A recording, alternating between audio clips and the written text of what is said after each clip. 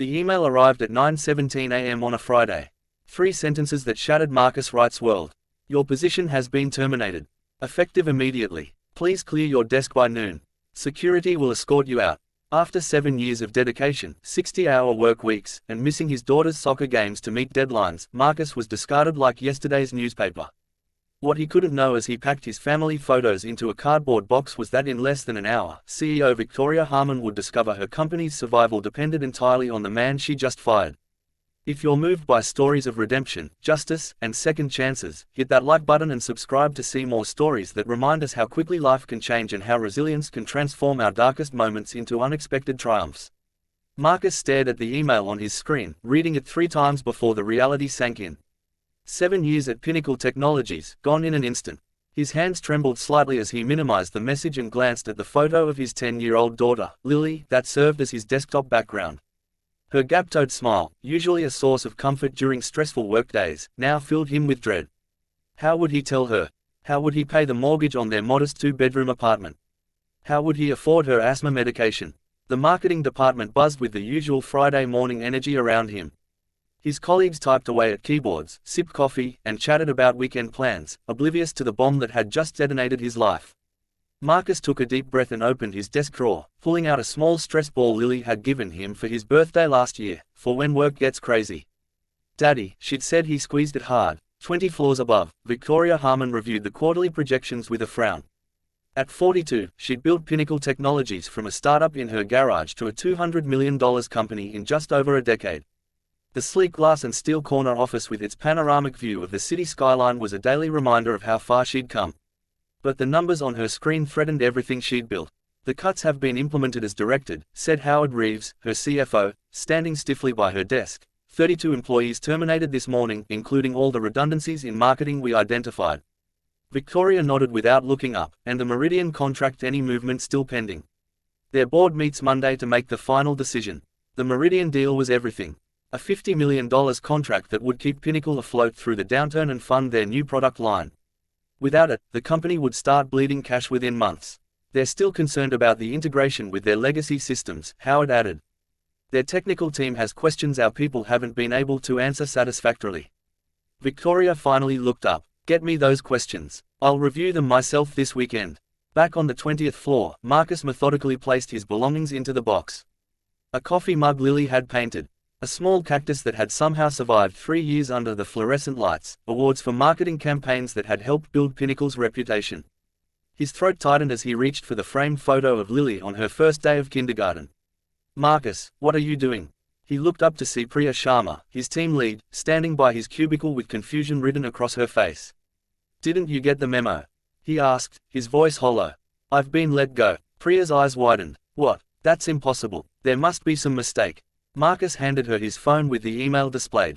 Her face fell as she read it. This makes no sense, she said. You're our lead. On the Meridian project. You designed the entire integration strategy. Marcus shrugged, trying to maintain his composure. Apparently, I'm redundant. Priya shook her head. Wait here. I'm going to talk to HR. But Marcus knew it wouldn't matter. Corporate decisions like this weren't reversed. He'd seen it happen to others over the years. Good people who disappeared overnight, their desks empty on Monday morning, their names becoming awkward gaps in conversation. He continued packing while Priya stormed off toward the HR department. A security guard appeared at the entrance to the marketing department and Marcus knew he was there for him. The final indignity being escorted out like a criminal. On the top floor, Victoria's meeting with the executive team was interrupted by an urgent call. Miss Harmon, I have the CTO from Meridian on line 1. Her assistant's voice announced through the intercom. He says it's regarding their final technical review. Victoria excused herself and took the call in private. James, good to hear from you. I was just reviewing the integration timeline, Victoria. James Chen's voice was serious. We've completed our technical assessment and we have concerns. Major concerns. Victoria's stomach tightened. What kind of concerns? Your team's responses to our integration questions were inadequate. We need detailed answers about how your system will interface with our proprietary database architecture.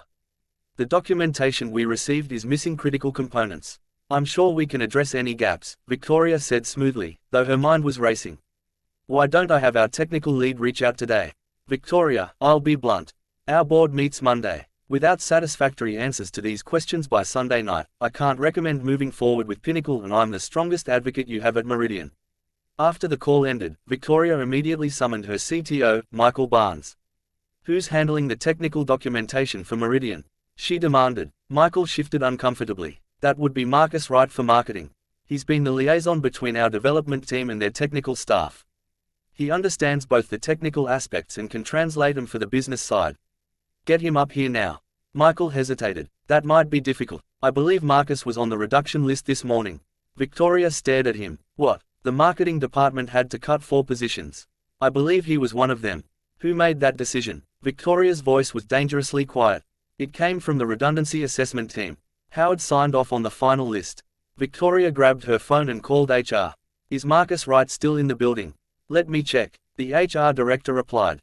After a moment, "Security is escorting him out now.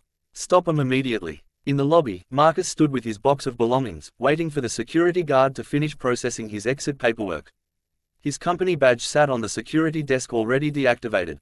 He felt numb, his mind racing through calculations of how long his modest savings would last, what bills could be delayed, what expenses could be cut. "Mr. Wright," a voice called from across the lobby. He turned to see Victoria Harmon herself striding toward him, her heels clicking authoritatively on the marble floor. Marcus had only met the CEO a handful of times in 7 years, mostly at company-wide meetings where she addressed the staff from a distance. Up close, he could see the intensity in her eyes that had built Pinnacle from nothing. "Miss Harmon," he acknowledged, shifting his box awkwardly. "There's been a mistake," she said without preamble. "Your termination was an error. We need you to come back upstairs immediately." Marcus stared at her. "An error?" "Yes, a significant one." She glanced at the security guard. "Please reactivate Mr. Wright's credentials." Marcus felt a surge of conflicting emotions, relief that he wasn't jobless, anger at being discarded so easily, suspicion about the sudden reversal. "May I ask what changed in the last hour?" he asked carefully. Victoria hesitated, clearly unaccustomed to explaining herself. "I've just learned you're essential to the Meridian project. Your termination was not properly vetted." Marcus set his box down on the security desk. "With all due respect, Miss Harmon, I don't think I can just pretend this morning didn't happen. I was fired by email." After 7 years of service, Victoria's expression tightened. She glanced around the lobby, aware they were creating a scene. "Let's discuss this privately, please." Upstairs in her office, Victoria explained the situation with uncharacteristic candor. The Meridian contract was in jeopardy. Without Marcus' knowledge of both the technical integration and Meridian-specific concerns, they would lose the deal. Without the deal, Pinnacle would face layoffs far beyond the 32 employees cut that morning. "So, I'm suddenly valuable because you realized you need me," Marcus said flatly. "Yes," Victoria admitted. "I won't insult you by pretending otherwise." Marcus looked out the window at the city below. Somewhere out there was Lily's school, where she was probably working on multiplication tables or drawing pictures, blissfully unaware that her father's ability to provide for her had been threatened and then restored in the span of an hour. "I have a daughter," he said finally. "She's 10. Her mother left when she was 3, and it's just been the 2 of us since then. Every decision I make affects her directly." Victoria nodded, unsure where he was going with this. "This morning, I had to think about telling her we might need to move, change schools, cut back on her dance classes. I had to think about what would happen if she had an asthma attack, and I couldn't afford her medication." His voice remained steady, but the emotion behind it was clear. "I can't put her through that kind of uncertainty." "What are you saying?" Victoria asked. "I'm saying I'll help with the Meridian project, but I need guarantees, a 2-year contract minimum, and I want to lead the integration team going forward with appropriate compensation." Victoria studied him. In 12 years of building her company, she'd rarely been cornered like this, but she recognized the position she was in. "Done," she said. "I'll have legal draw up the paperwork today." Over the next 48 hours, Marcus worked almost non-stop coordinating with Pinnacle's development team and addressing Meridian's concerns one by one. He knew the integration challenges intimately. He'd been working on them for months, anticipating questions before they were asked, building relationships with Meridian's technical staff. By Sunday evening, he had compiled comprehensive documentation that addressed every issue James Chen had raised. Victoria reviewed it personally before it was sent to Meridian, impressed by the thoroughness and clarity. "How did you know they would ask about these specific database architecture concerns?" she asked Marcus as they waited for Meridian's response. "Our development team didn't flag these as potential issues." Marcus shrugged. "I listened. When I met with their database administrators last month, they mentioned their custom indexing system. It wasn't an official part of the discussion, just something they were proud of. But I knew it would be a potential integration challenge, so I researched solutions. Victoria nodded slowly, seeing Marcus in a new light. This wasn't just technical knowledge. It was emotional intelligence, relationship building, and foresight. Monday morning, James Chin called Victoria personally. The board meeting just concluded. He said, "The contract is yours. Your documentation addressed every concern and quite frankly impressed our technical team. Whatever you're paying that integration specialist of yours, it's not enough."